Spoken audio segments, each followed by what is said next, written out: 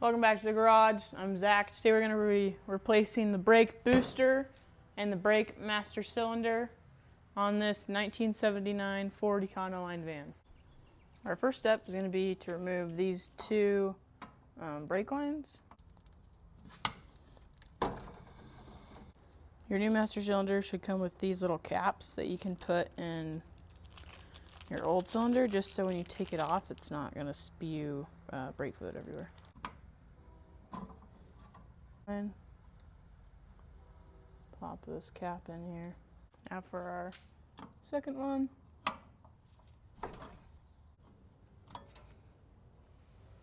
Pop this in there. Your next step is going to be to remove these bolts. There's one on this side and one on the other side. You'll take your socket with the size 14. You grab a little metal bar, give you more leverage. Crack.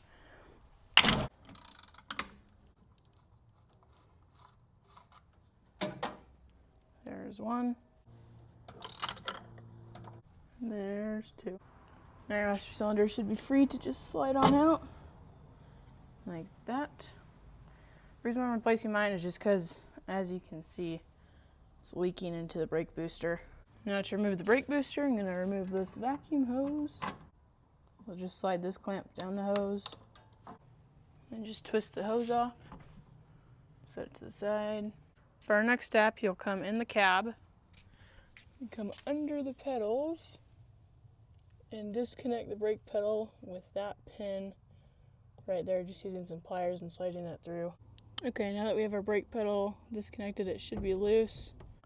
Back up here by your pedal, you'll see these bolts. These are what hold on the actual brake boosters, so you'll just knock all of those nuts loose. There's one. Here's two. 3 and 4. Now our brake booster should just slide right on out. And out she comes. Now we can slide our new brake booster in and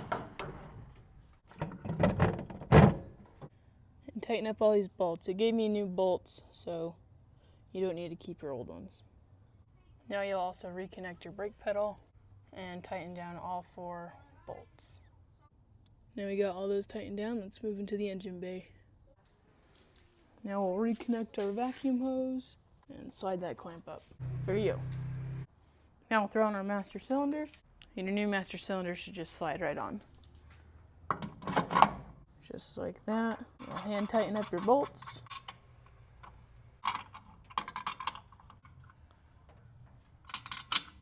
Now you just slide this bar off, open up your master cylinder, we're going to fill this up with fluid. Make sure you're using a brand new fresh bottle that still has the seal, because brake fluid is hydroscopic, and what that means is it absorbs water. And if there's water, it has a higher boiling point than this, so if your brakes get hot, then your brakes could easily fail, so make sure you just have a brand new bottle. And a pro tip, just poke a little hole so when you pour it in, it's not flowing out super crazy.